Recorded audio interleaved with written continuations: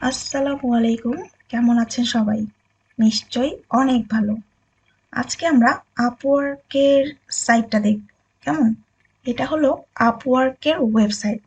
আচ্ছা, তার আগে গত দিনের উত্তরটা দিয়ে দেই। গুগলের মাথায় আর পেটের মধ্যে লিখার পার্থক্য কি? আচ্ছা, মনে করেন আমরা কোথাও খেতে গেলাম। কি খাবো? মনে মনে তো অনেক কিছুই খাওয়া যায়। আচ্ছা যাক, আমরা একটা বার্গার চাইলাম। তখন ওয়েটার আমাদের এসে বলল, কি সাইজ, বড় না ছোট, গরম না ঠান্ডা, চিজ ছাড়া নাকি চিজ সহ, অপশন দেওয়ার সুযোগ পেয়ে গেল। কিন্তু আমরা যদি একদম এক্স্যাক্ট আমাদের চাওয়াটাই বলি, তাহলে কিন্তু তারা আর অপশন দেখানোর কোনো অপশনই থাকবে না, তাই না? গুগলের কাহিনীটাও কিন্তু ঠিক এমনই। আমরা যদি হালকার উপর ঝাপসা কোনো তথ্য দিয়ে আমাদের কোনো তথ্য চাই, তাহলে কিন্তু সে অপশন দিতে শুরু করে দেয়। আমরা যদি কোনো কিছু খুঁজি, তাহলে এই যে পেট বরাবর আসলে জিজ্ঞেস করি গিয়ে, ঠিক আছে? কিন্তু আমরা যদি একদম কোনো বাড়ির ঠিকানা এক্স্যাক্ট ভাবে জেনে যাই কিংবা আমরা লিখি, তাহলে কিন্তু গুগলের এই যে ব্রেনের মধ্যে গিয়ে আমরা লিখি সাধারণত। তো এত পেঁচাল বাদ দিয়ে আমরা যদি আমাদের একাডেমিটা সার্চ দিয়ে দেখাই, এখানে যদি আমি লিখি তানভীর একাডেমি, এখানে লিখলাম এবং এটা আমি সার্চ করলাম। সার্চ করার সাথে সাথে দেখা যাচ্ছে কি অনেকগুলো জিনিসপত্র আসছে, তাই না? এখানে বার দেখা যাচ্ছে এবং আরো নিচে অনেকগুলো অনেক জিনিসপত্র, অনেক লেখা আসতেছে, তাই না? কিন্তু আমরা যদি এটার ব্রেনে লিখতাম, যেমন আমি আরেকটা ট্যাবে গেলাম এবং এখানে আমি লিখলাম তানভীর একাডেমি, লিখবো www. জানি আমি অ্যাড্রেস জানি, তানভীর academy.com, এটা লিখলাম এবং এন্টার বাটন প্রেস করলাম। এখন দেখা যাবে একদম বাড়িতে চলে গেছে। তো এটাই হলো আসল কাহিনী, যে আমরা যখন কোনো কিছু জানবো না, কোনো একটা নাম শুধু জানি, সেটাকে যদি আমরা খুঁজতে চাই, তাহলে গুগলের কোথায় লিখতে হবে? পেটের মধ্যে লিখতে হবে এখানে। তাহলে এখানে যদি আমি আপওয়ার্ক লিখি, upwork.com লিখলাম, এন্টার বাটন প্রেস করলাম, তাহলে এখানে কিন্তু অনেকগুলো তথ্য আসতেছে আপওয়ার্ক নিয়ে। আপওয়ার্কের অনেক তথ্য এখানে আসতেছে, তাই না? আবার ফ্রি পেজও আছে এখানে,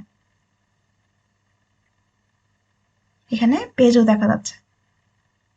কিন্তু আমরা যদি এখানে www.upwork.com লিখতাম এবং এন্টার বাটন প্রেস করতাম, তাহলে কিন্তু ডিরেক্ট আমাদেরকে আপওয়ার্কের যে ওয়েবসাইট, সেখানে কিন্তু আমাদের নিয়ে চলে গেল।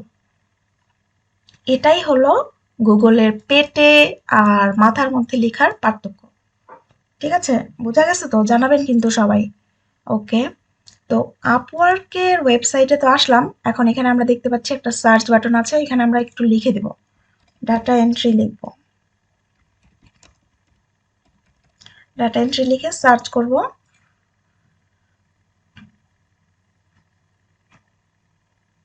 এখানে দেখা যাচ্ছে অনেকগুলো সার্ভিস কিন্তু আছে, দেখা যাচ্ছে, তাই না?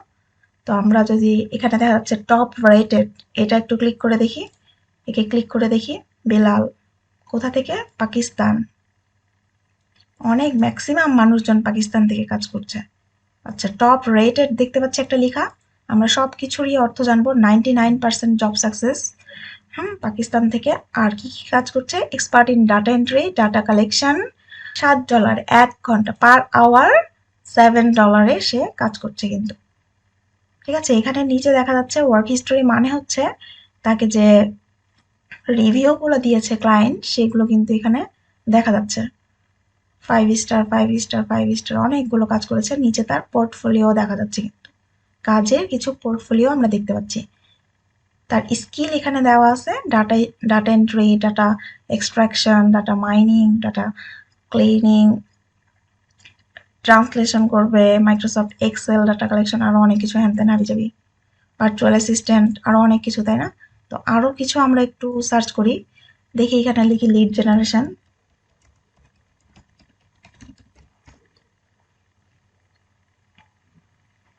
এখানেও কিন্তু অনেক সার্ভিস দেখা যাচ্ছে, অনেক সার্ভিস। তো এখান থেকেও আমরা আরেকটা টপ মানুষজনকে একটু দেখি। এটা হচ্ছে টপ রেটের, এটাও 100% জব সাকসেস, 100%, $50 পার আওয়ারে সে কাজ করছে। কি কাজ করছে? লিঙ্কডইন এর কাজ করছে, ঠিক আছে। আর এখানে তার সম্পর্কে অনেক কিছু লেখা আছে, দেখা যাচ্ছে কতগুলো জব সে করে ফেলেছে অলরেডি, ডান 170টা টোটাল জবস, এবং আওয়ার দেখা যাচ্ছে 1231, এত আওয়ার্স সে কাজ করছে এখানে। তারপর নিচে দেখা যাচ্ছে ওয়ার্ক হিস্টোরিতে অনেকগুলো তার কমেন্ট আছে কিন্তু। আর নিচে গিয়ে আমরা স্কিলটা দেখতে পাবো যে সে কোন কোন স্কিলে কাজ করছে। এখানে লিড জেনারেশনেরই মূলত কাজ করছে, এবং লিঙ্কডইন ক্যাম্পেইন ম্যানেজমেন্ট। ওকে, আমরা যদি আরেকটু অন্য কিছু টপিকস নিয়ে এখানে লিখি, কি লিখবো? Graphics design.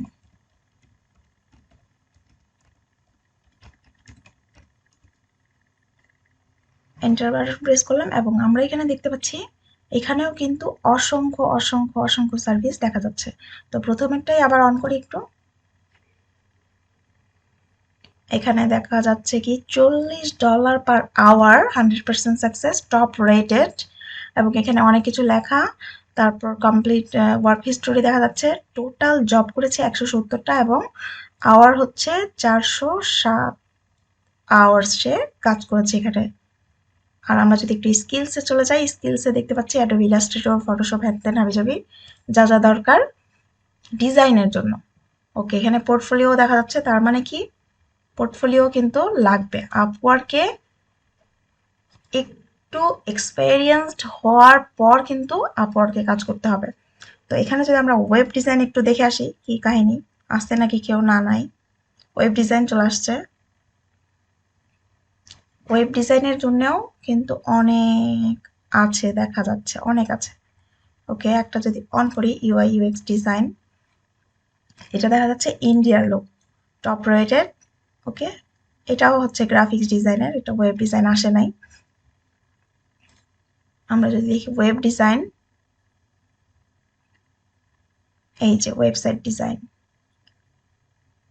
ইউনাইটেড স্টেট থেকে $70 পার আওয়ারে সে কাজ করছে ওয়েবসাইট ডিজাইন, ঠিক আছে। Branding, social media templates, total job করেছে 29টা, এবং টোটাল আওয়ার্স কাজ করেছে 549। তারপর এখানে দেখা যাচ্ছে অনেক রিভিউ। নিচে যদি একটু যাই আমরা পোর্টফোলিও দেখতে পাচ্ছি, এবং স্কিল দেখা যাচ্ছে branding, graphics design, website design, হ্যান ত্যান হাবিজাবি অনেক কিছু। তো আমরা দেখলাম আপওয়ার্কেও কিন্তু অনেক ধরনের কাজ করা যায়। আপওয়ার্ক, এই লেখাটা মূলত আসছে আপ, তোমার কাজকে এখানে আপলোড করো, আপলোড করো, আপ ফর আপলোড করো তোমার কিকে, কাজকে, ওয়ার্ক। ওকে, তো এটাই হলো আপওয়ার্ক। কিন্তু আপওয়ার্ক মূলত ফাইবারের মতো এত স্মুথ না, কেননা ফাইবারে দেখা যায় যে সবাই ইজিলি সহজে আমরা অ্যাকাউন্ট করে কাজ করতে পারি খুব কম ডলারের মধ্যে। কিন্তু আপওয়ার্কে সাধারণত পোর্টফোলিও আমাদের আপলোড করতে হয়, যার কারণে একটু এক্সপেরিয়েন্সড হওয়ার পর আপওয়ার্কে কিন্তু অ্যাকাউন্ট করাটা বেটার। প্রত্যেকটা ডাটা এন্ট্রি কোর্সেই কিন্তু সাধারণত ডাটা মনে করা হয় যে কপি পেস্ট কিংবা ডাটা এখান থেকে আরেকখানে কালেকশন করা, এই টপিকসগুলো বাদেও কিন্তু আমাদের কিছু এক্সেপশনাল জিনিস রয়েছে। আমি যদি একটু ফাইবারে গিয়ে দেখাই, আমরা এখানে এসে ডাটা, আমি একটা জিনিস দেখাচ্ছি, ডাটা এন্ট্রি লিখলাম। ডাটা এন্ট্রি লেখার পর এখানে আমরা কি দেখতে পাচ্ছি? এখানে আমরা দেখতে পাচ্ছি ৭১,০০০ সার্ভিস অ্যাভেলেবেল, তাই না? আবার এখানে কি আমি মনে রাখতে হবে, ৭১,০০০ দেখলাম, ডাটা এন্ট্রি না লিখে আমি এখন ভার্চুয়াল অ্যাসিস্ট্যান্ট। এখন আমরা এখানে দেখতে পাচ্ছি ৩৫,৮৬৮টা সার্ভিস অ্যাভেলেবেল। এটা হচ্ছে ভার্চুয়াল অ্যাসিস্ট্যান্ট লেখার পর। এরকম করে কিন্তু আমরা যদি আবার যদি কপি পেস্ট লিখি, কপি পেস্ট লিখে এন্টার বাটন প্রেস করি, এখন আমরা কি দেখতে পাচ্ছি? এখানে দেখতে পাচ্ছি ২৫,০০০ সার্ভিস অ্যাভেলেবেল। তাহলে অনেক হিউজ পরিমাণ সার্ভিস কিন্তু অ্যাভেলেবেল দেখা যাচ্ছে। কিন্তু একটা জিনিস লক্ষ্য করবেন, সেটা হচ্ছে যে এখানে যে আমরা লিখলাম কপি পেস্ট কিংবা ভার্চুয়াল অ্যাসিস্ট্যান্ট, ডাটা এন্ট্রি, আবার লিড জেনারেশন যদি লিখি,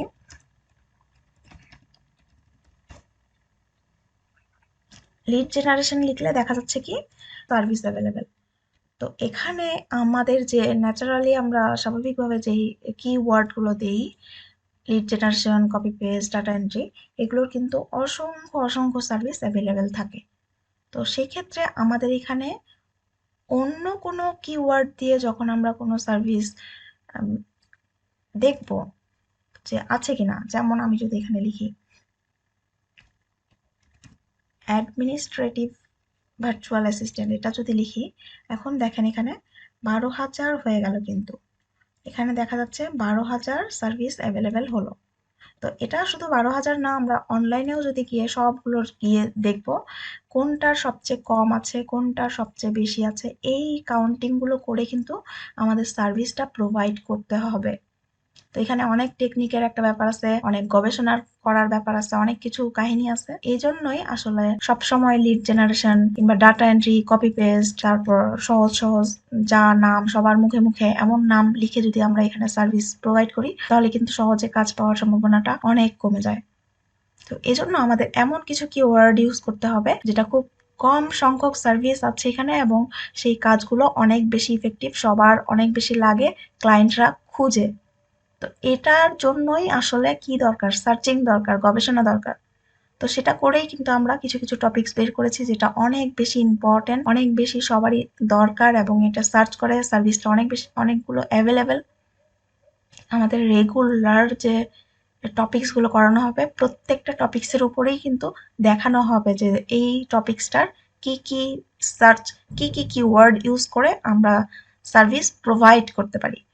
অনেক বড় মডিউল, অনেক বড় মডিউল, অনেক লম্বা মডিউল। তার মধ্যে থেকে আমি কয়েকটা টপিকস যদি একটু বলি আপনাদের, সেটা হচ্ছে যে আমাদের এখানে দেখানো হবে রিজিউম ডিজাইন। রিজিউম ডিজাইন দেখা যায় যে অনেকে কি করে, অনেকে মাইক্রোসফট ওয়ার্ডের মধ্যে কিছু টেমপ্লেট আছে সেখান থেকেই কাটছাট করে জাস্ট দেখিয়ে দেয়, কিন্তু আমাদের এখানে কিন্তু সেটা করা হবে না। আমাদের এখানে জাস্ট একদম রিয়েল কিভাবে একটা সিভি রিজিউম ডিজাইন করা হয় সেটাই একদম দেখানো হবে। এছাড়াও কিন্তু কয়েকটা টেমপ্লেট আপনাদেরকে দিয়ে দেওয়ার ব্যবস্থা করা হবে। নেক্সট হচ্ছে MS Word, MS Excel, PowerPoint presentation. এই টপিকস গুলোই আসলে আমাদের কোর্সে করানো হয়। তো আমাদের কোর্সে যেগুলো করানো হয় সেগুলো টপিকস এর উপরে কাজ করে আমরা কিভাবে আমাদের সার্ভিস প্রোভাইড করতে পারি, তারপর কিভাবে আমরা ডিরেক্ট জব সার্চ করতে পারবো। যেমন শুধুমাত্র আমরা ফাইবার, আপওয়ার্ক বা গুরু এসবের মাধ্যমে কিন্তু আমরা জব মার্কেট প্লেসে সার্চ করব না, সরাসরি কিভাবে আমরা জবে অ্যাপ্লাই করতে পারি লিঙ্কডইন এর মাধ্যমে, অথবা কিভাবে আমরা ইনডিড এর মাধ্যমে কিভাবে সরাসরি জব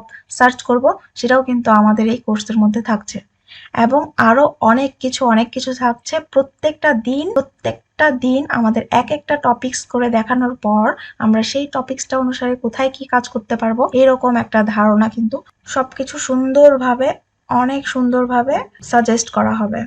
তো ঠিক আছে, আমার মনে হয় আমি হালকা পাতলা একটু আইডিয়া আমাদের মডিউল সম্পর্কে দিয়ে দিতে পেরেছি, এবং আপনারা শুধু মনে করবেন না এটা যে এটা শুধুমাত্র ইনকাম করার জন্য কিংবা ফ্রিল্যান্সিং করার জন্য এই কোর্সটা, তেমন কিন্তু কিছু না।